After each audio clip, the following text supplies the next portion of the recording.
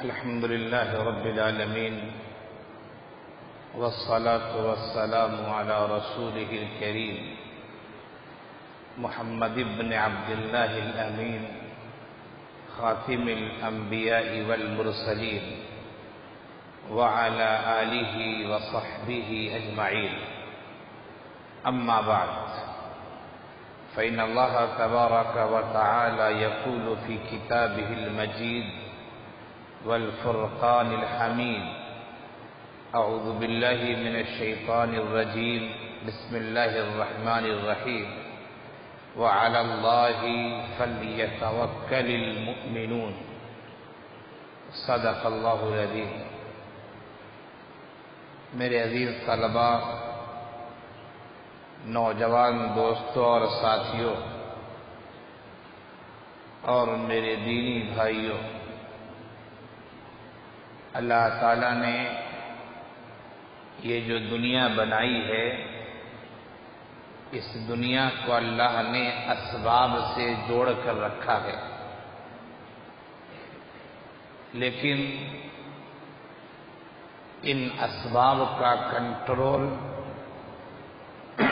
اللہ تعالیٰ نے اپنے دست قدرت میں رکھا ہے. بغیر اسباب کے دنیا کے کام نہیں ہوتے، لیکن وہ اسباب بذات خود مؤثر نہیں ہوا کرتے. اللہ تعالیٰ نے اس میں تاثیر رکھی ہے، اس تاثیر کی وجہ سے وہ چیزیں کام کرتی ہیں. اللہ تعالیٰ جب چاہے اس تاثیر کو کھینچ لے تو وہ چیزیں کام کرنا بند کر دیتی ہیں. دنیا میں رہنے کے لیے، زندگی گزارنے کے لیے، شب و روز، رات و دن کے ایام طے کرنے کے لیے ہمیں بہت ساری چیزوں کی ضرورتیں پڑتی ہیں. جس طرح ہمیں کپڑے لتے کی ضرورت پڑتی ہے، کھانے پینے کے لیے غذاؤں کی ضرورت پڑتی ہے، پھل فروٹ کی ضرورت پڑتی ہے، اسی طرح ہم بیمار پڑتے ہیں تو ہمیں دوائیوں کی ضرورت پڑتی ہے. کسی مسئلے کو حل کرنا ہو تو ہمیں عقل کی، سمجھ کی، عقل مندی کی ضرورت پڑتی ہے. کوئی کتاب پڑھ رہے ہوں، کسی کتاب کا آپ مطالعہ کر رہے ہوں تو اس کو سمجھنے کے لیے صحیح عقل کا ہونا ضروری ہے تاکہ آپ صحیح طرح سے اس بات کو سمجھ سکیں. تو یہ دنیا کی جتنی چیزیں ہیں آپ غور کریں، وہ سب چیزیں اسباب سے جڑی ہوئی ہیں. زمین میں ہریالی ہم دیکھتے ہیں، چند قسم کے درخت ہیں جو بغیر پانی کے اور بغیر بارش کے رہ سکتے ہیں، ورنہ عموماً ایسے ہی درخت ہیں اور ایسی ہی زمین ہے کہ وہ زمین اگر ہری بھری آپ اسے دیکھنا چاہتے ہیں اور درخت کو ہرا بھرا رکھنا چاہتے ہیں تو اس زمین اور درخت کو پانی چاہیے. بغیر پانی کے زمین مردہ ہو جائے کرتی ہے. آپ برسات کے دنوں میں دیکھتے ہوں گے کہ ایک زمین میں خشک ہوتی ہے، سوکھی ہوئی ہوتی ہے، اور زمین جگہ جگہ دھوپ کی وجہ سے، دھوپ کی تمازت اور اس کی شدت کی وجہ سے زمین پھٹ جاتی ہے. لیکن پھر بارش ہوتی ہے، اللہ کی طرف سے رحمت بارہ آتی ہے تو پھر وہی زمین ہری بھری ہو جائے کرتی ہے.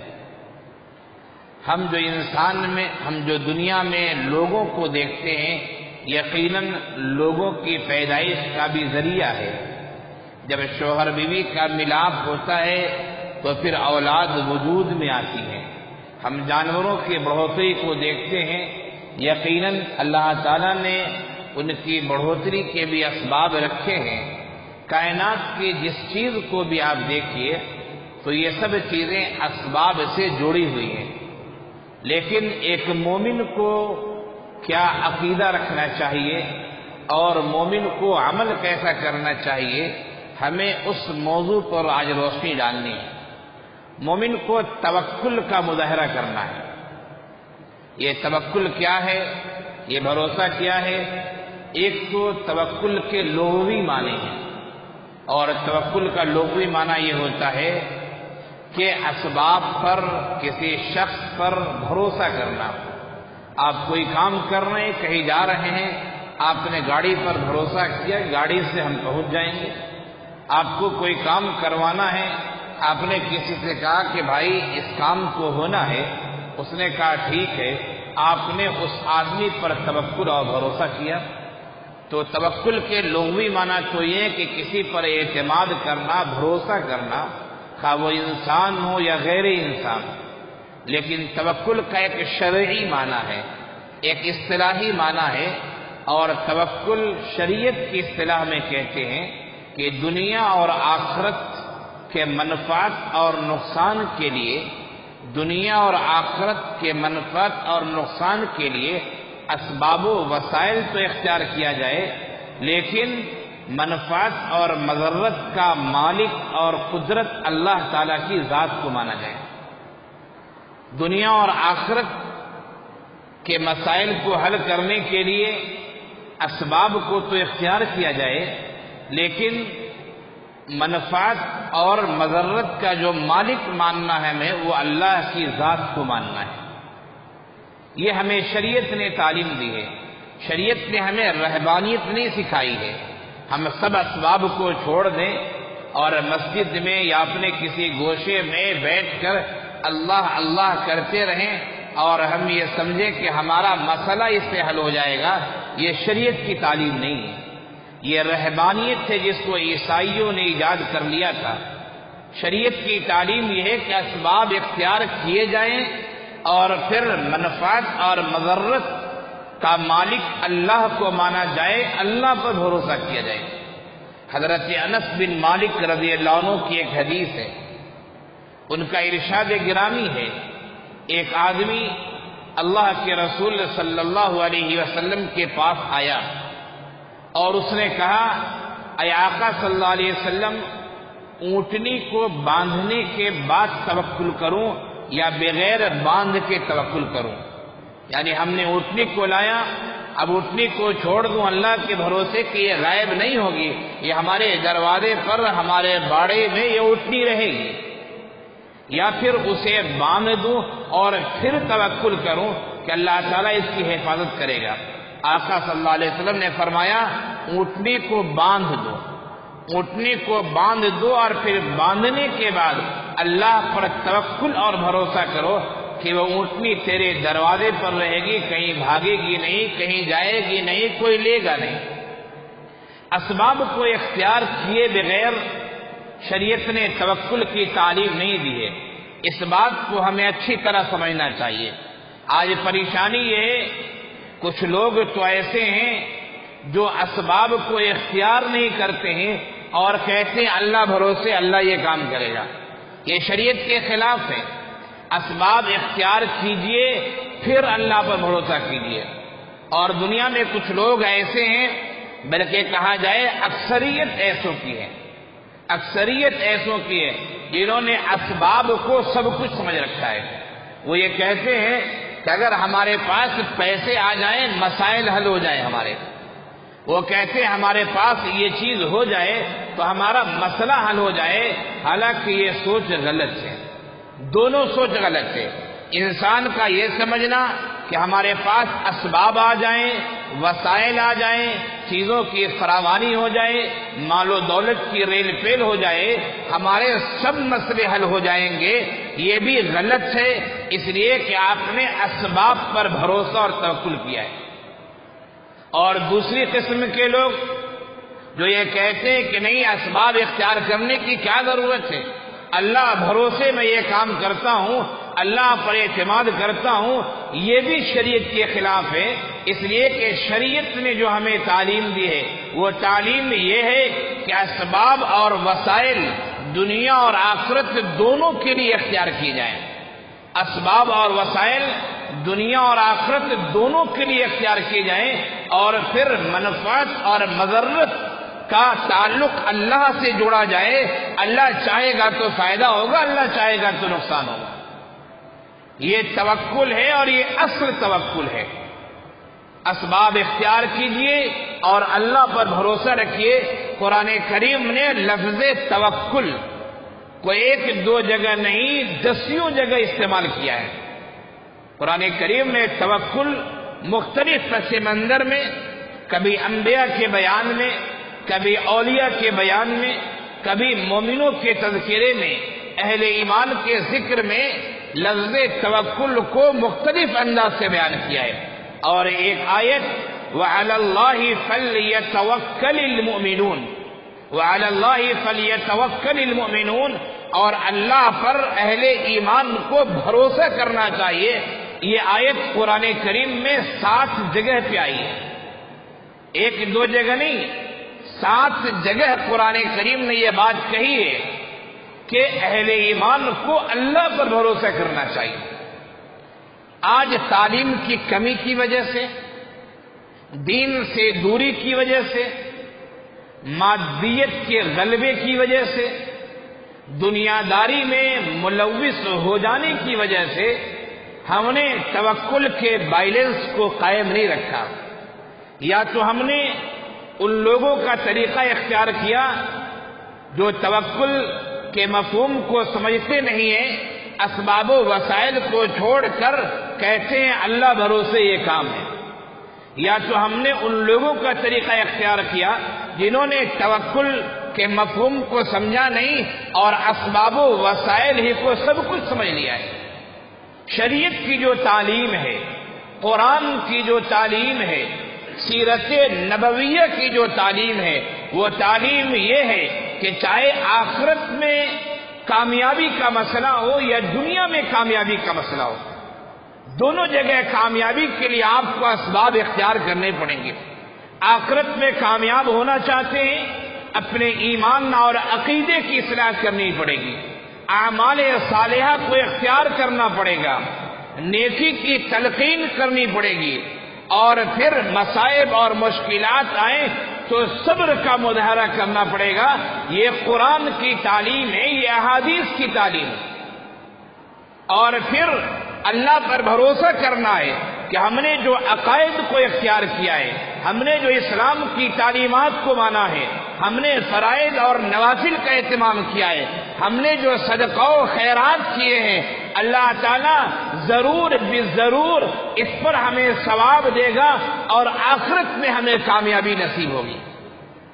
دنیا میں کامیاب ہونا چاہتے ہیں، آپ کاروباری ہیں، تاجر ہیں، بزنس مین ہیں، آپ کو کاروبار کے لیے وقت دینا پڑے گا، اپنے کسٹمر اور گاہکوں سے باتیں کرنی پڑیں گی، اور پھر اس کے بعد یہ کرنے کے بعد آپ صاحب ایمان ہیں تو اللہ پہ بھروسہ کیجئے کہ ہم نے جو محنتیں کی ہے اللہ ان محنتوں کو رائگاں نہیں کرے گا۔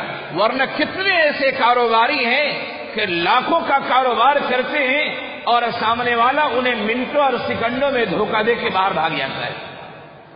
اگر آپ نے کاروبار کیا ہے اور اللہ پر اعتماد اور بھروسہ کیا ہے کہ اسی کی ذات ہے جو نفع دیتی ہے، اسی کی ذات ہے جو نقصان دیتی ہے، اور پھر اس بھروسے کے بعد اللہ سے تعلق آپ کا قائم رہا ہے تو انشاءاللہ آپ کو خسارہ اور نقصان نہیں ہوگا۔ اگر خسارہ ہوتا ہے تو دوسرے راستے سے اللہ تعالیٰ اس نقصان کی تلافی کرا دے گا۔ توکل کے مفہوم کو صحیح انداز میں ہمارے سماج میں پیش کرنے کی ضرورت ہے۔ اللہ تعالیٰ چاہے تو کچھ بھی ہو سکتا ہے، لیکن اللہ تعالیٰ نے ہمیں یہ بتایا کہ تم اسباب اختیار کرو اور پھر اس کے بعد اللہ کے نام لے کر اللہ کی ذات پر بھروسہ کرو۔ اللہ چاہتا تو حضرت آدم علیہ السلام کو بغیر مٹی جمع کیے ہوئے ہی منٹوں اور سیکنڈوں میں پیدا کر دیتا، لیکن مفسرین لکھتے ہیں کہ اللہ تعالیٰ نے فرشتوں کو حکم دیا اور جو یہ زمین ہے، اس زمین کے مختلف خطوں سے مٹی جمع کی گئی، مختلف خطوں سے، کہیں کی مٹی کالی ہے، کہیں کی مٹی سفید ہے، کہیں کی مٹی کا رنگ بالو رنگ ہے، اور کہیں کی مٹی ریتیلی ہے، کہیں کی مٹی میں سختی بہت زیادہ ہے، کہیں کی مٹی میں چپکاہٹ بہت زیادہ ہے۔ اور کہیں کی مٹی میں بھسبھسا بن بہت زیادہ ہے۔ اللہ تعالیٰ نے زمین کے مختلف حصوں کی مٹی کو جمع کروایا اور پھر اس کو سنوایا اور پھر اسے سکھایا اور ایک پتلے کی شکل میں بنایا اور پھر اس میں روح پھونکا جو حضرت آدم علیہ السلام کی ذات تیار ہوئی۔ اللہ چاہتا تو مٹی جمع کرنے کی کوئی ضرورت نہیں تھی، اس کا مسئلہ تو کن فیکون کے ذریعے حل ہوتا ہے، وہ تو چاہتا ہے اور چیز وجود میں آ جاتی ہے۔ یہ قرآن کہہ رہا ہے کہ اللہ جب چاہتا ہے چیز وجود میں آ جاتی ہے، آخر اس نے مٹی کو کیوں جمع کروایا؟ اللہ نے پتلا کیوں بنوایا؟ اس مٹی کو پانی کے ساتھ کیوں گوندا گیا؟ اس مٹی کو سکھایا کیوں گیا؟ یہ بتانے کے لیے کہ یاد رکھنا میری مخلوق، یاد رکھنا کہ جب کوئی کام کرنا ہوتا ہے اسباب اور وسائل اختیار کرنے پڑتے ہیں، ورنہ اللہ منٹوں اور سیکنڈوں میں کام کر سکتا ہے۔ حضرت ہاجرہ علیہ السلام ہے، حضرت اسماعیل علیہ السلام کعبے کے سامنے ایڑی رگڑ رہے ہیں اور حضرت ہاجرہ علیہ السلام دوڑ رہی ہیں پانی کے لیے۔ حضرت جبرائیل علیہ السلام آتے ہیں، اپنے پر کو مارتے ہیں اور جس جگہ حضرت اسماعیل علیہ السلام ایڑی رگڑ رہے تھے اسی جگہ سے چشمہ پھوٹتا ہے جسے آب زمزم کہا جاتا ہے۔ اللہ چاہتا تو بغیر حضرت جبرائیل علیہ السلام کے پر مارے مسئلہ حل ہو سکتا تھا، بغیر ایڑی رگڑے مسئلہ حل ہو سکتا تھا، لیکن اللہ سکھاتا ہے اے میری مخلوق، اے انسان اور جنات، یاد رکھنا تم جس دنیا میں جا رہے ہو وہ دنیا دار الاسباب ہے، وہاں اسباب اختیار کرنے پڑتے ہیں، وہاں وسائل اختیار کرنے پڑتے ہیں۔ کروڑوں ارباں انسان میں سے کوئی ایک دو ایسا ہو سکتا ہے جسے اللہ تعالیٰ نے علم لدنی عنایت فرمائی ہے۔ انبیاء کرام کو چھوڑ کر وہ تو وحی کے ذریعے علم کے سمندر ہوا کرتے تھے، لیکن انبیاء کے علاوہ بہت کم ایسے افراد ہیں جن کو بغیر وسائل کے علم مل گیا ہو۔ اللہ نے یہ قانون بنایا ہے، اس دنیا کا اصول ہے اور دستور ہے، اور اللہ نے جگہ جگہ ہمیں سکھایا ہے اس بات کو۔ حضرت ایوب علیہ السلام ہے، 1-2 سال نہیں، ایک لمبی مدت تک 10-20 سال تک بیمار رہے، ایک لمبی مدت تک بیمار رہے، دعائیں کرتے رہے اللہ شفا یابی دیجیے۔ اللہ تعالیٰ نے ان کی دعا سنی اور کہا اے ایوب ارکض برجلک، اپنے پاؤں کو زمین پر مارو، اور پھر دیکھو پانی ابلتا ہے۔ حضرت ایوب علیہ السلام نے اپنے پاؤں کو زمین پر مارا، اللہ کے کہنے کی وجہ سے ارکض برجلک، پاؤں مارنا تھا کہ چشمہ ابل پڑا، اور پھر انہوں نے نہایا اور پھر ان کی بیماری ختم ہو گئی، انہوں نے پانی کو پیا، وہ شفا یاب ہو گئے، اچھے ہو گئے۔ کیا ہم اور آپ پاؤں ماریں گے پانی نکل جائے گا؟ اللہ سکھا رہے ہیں کہ دیکھو کسی کے پاؤں مارنے سے پانی نہیں نکلتا، لیکن اگر میرا حکم ہو، میری اجازت ہو، میری مشیت ہو تو پاؤں مارنے سے بھی، ایڑی رگڑنے سے بھی بڑے بڑے چشمے اور بڑے بڑے کنویں نکل سکتے ہیں۔ اللہ تعالیٰ نے حضرت مریم علیہ السلام کی گود میں حضرت عیسیٰ علیہ السلام کو عنایت فرمایا، ان کے بطن سے پیدا ہوئے، اور پھر فرمایا کہ دیکھو تم بھوکی ہو اور کھانے کے لیے کیا کرنا؟ فرمایا فلاں جگہ چلی جاؤ، وَغُزِّي بِجِذْعِ النَّخْلَةِ، اور کھجور کے درخت کو، شاخ کو ہلاؤ، کھجوریں گریں گی پکی ہوئی، تم کھا لینا۔ کیا ہم اور آپ کھجور کے درخت کو ہلائیں گے؟ کیا کھجور گر جائے گا؟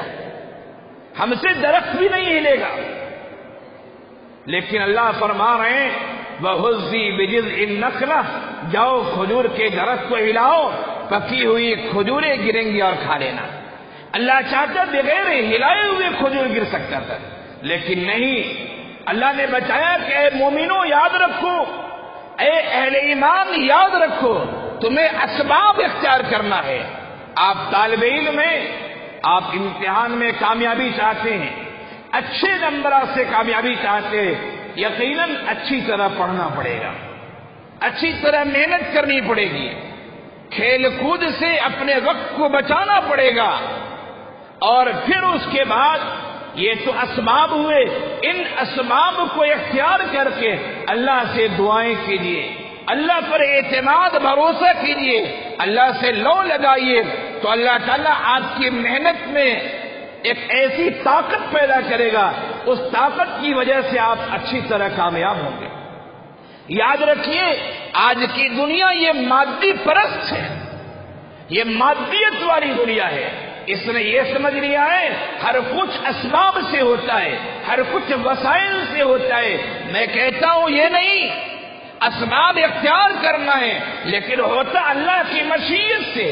جو لوگ اسباب کو سب کچھ سمجھتے ہیں، ہم ایسے لوگوں سے پوچھنا چاہیں گے، ایک آدمی ہے جسے ہارٹ کا پرابلم ہے، اس کا آپریشن ہوتا ہے، دوائیں چلتی ہے، وہ آدمی ہٹا کھٹا ہو جاتا ہے، صحت مند ہو جاتا ہے۔ ایک دوسرا آدمی ہے، اس کو بھی ہارٹ کا پرابلم ہے، اس کا بھی آپریشن وہی ڈاکٹر کرتا ہے جس نے پہلے کا کیا تھا، اس کو بھی وہی دوائیں چلتی ہے جو پہلے کو چلی تھی، لیکن یہ آدمی آپریشن کے دوران ہی یا آپریشن کے بعد مر جاتا ہے، اس کا آپریشن کامیاب نہیں ہوتا ہے۔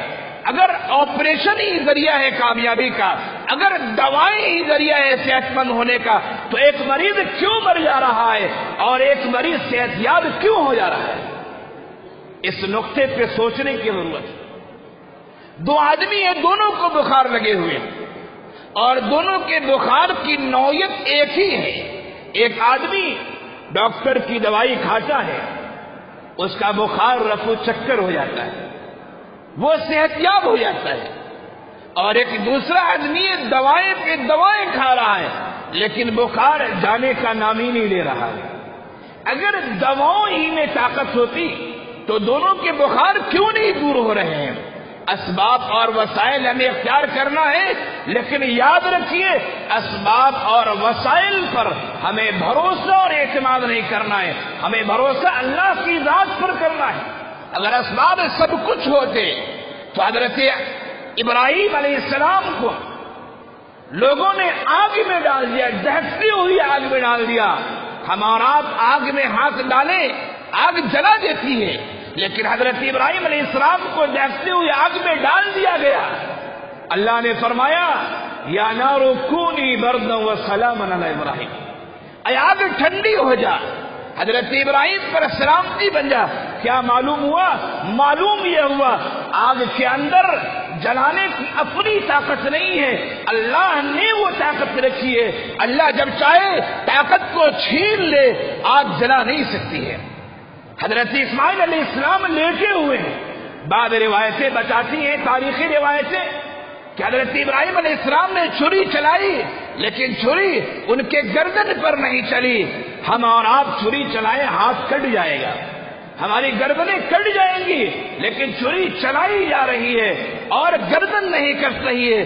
چھری میں کاٹنے کی طاقت اللہ نے رکھی ہے، اللہ جب چاہے کاٹنے کی طاقت کو سلب کر لے، چھری اپنا کام نہیں کر سکتی ہے۔ اعتماد اور بھروسہ ہونا چاہیے کہ اسباب اختیار کرنے کا ہمیں حکم ہے۔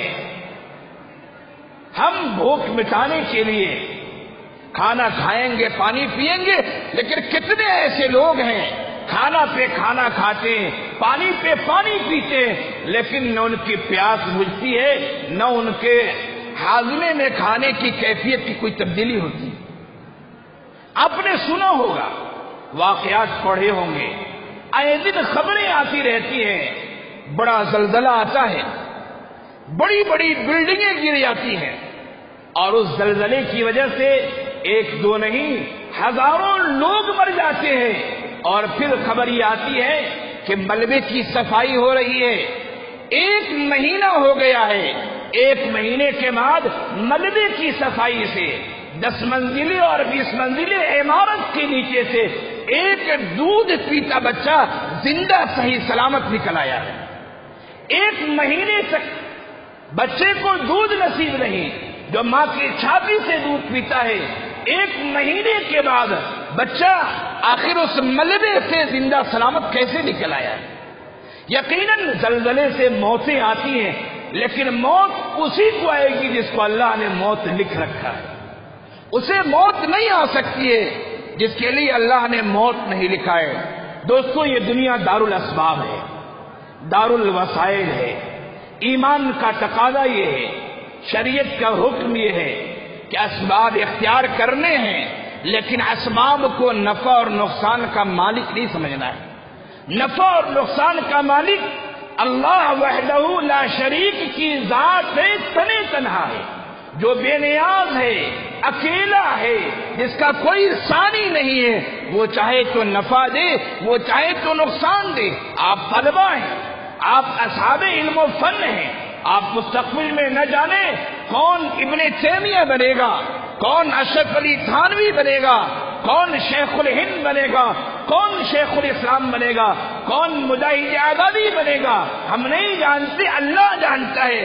آپ کو بھی یہ بات نوٹ کرنی چاہیے، اگر آپ کو اللہ نے ذہانت دی ہے، مطالعے کا شوق دیا ہے، پڑھنے کی تڑپ دی ہے، علم کا لگاؤ دیا ہے، تو آپ کو کبھی بھی اپنے ذہانت پر صرف اعتماد نہیں ہونا چاہیے، آپ کو اپنے مطالعے پہ صرف اعتماد نہیں ہونا چاہیے، بلکہ یہ وسائل ہے، ان وسائل کو اختیار کرتے ہوئے اللہ سے دعائیں کیجیے، اے اللہ ہماری ذہانت کو کامیابی کے راستے پہ، اچھے راستے پہ، ہدایت کے راستے پہ، اسلام کے راستے پہ ہماری ذہانت کو لگائیے، ہماری صلاحیت کو استعمال کیجیے، ہمارے مطالعے کو کامیاب کیجیے۔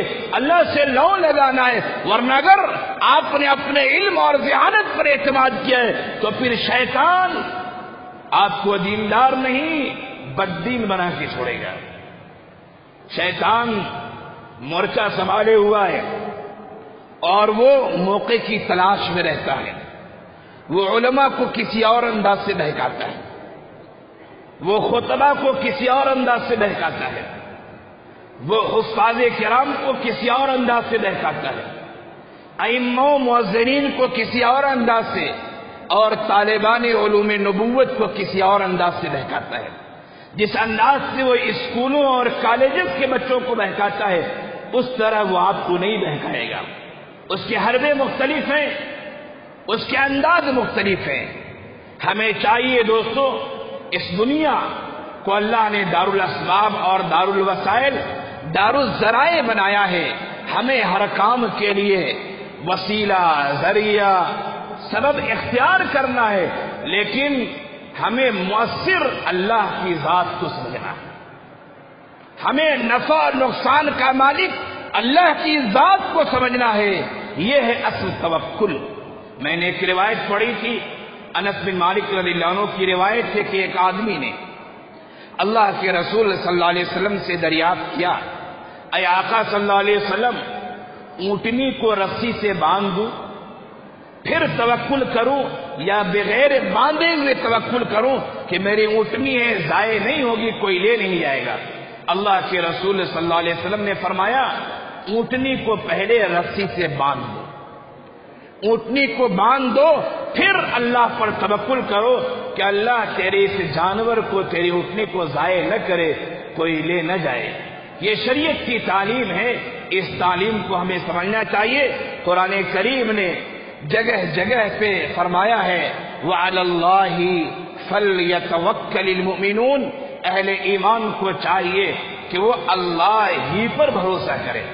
وَعَلَى اللَّهِ، فعل سے پہلے فعل کے متعلق کو ذکر کر دیا گیا، یہ تاکید کے طور پر ہے، حصر کے طور پر ہے، معنی کو خاص کرنے کے لیے ہے۔ اللہ ہی پر، اللہ کے علاوہ کسی اور پر نہیں، اپنی صلاحیت پر نہیں، اپنے کسی وسیلے پر نہیں، اپنے کسی ذریعے پر نہیں، اپنے کسی اور چیز پر نہیں۔ وَعَلَى اللَّهِ، اللہ ہی پر، فَلْيَتَوَكَّلِ الْمُؤْمِنُونَ، اہل ایمان کو چاہیے کہ بھروسہ کریں۔ اللہ تعالی ہم سب کو توکل کے صحیح مفہوم کو سمجھنے کی توفیق عنایت فرمائے، اسباب اور وسائل کو اختیار کرنے کی اللہ توفیق دے۔ اگر کچھ پریشانیاں ہیں، دشواریاں ہیں، اللہ ان پریشانیوں کو دور فرما دے۔ ان اسباب کو اختیار کرنے کے بعد اپنی ذات پر اللہ تعالی مضبوط بھروسہ، مضبوط اعتماد، مضبوط توکل جو ایک نبی کی اعلیٰ کیفیت ہوا کرتی ہے، اور اولیاء اللہ کی اللہ تعالیٰ توکل کی وہ کیفیتیں ہمیں اور آپ کو نصیب فرما دے۔ وآخر دعوانا ان الحمد للہ رب العالمین۔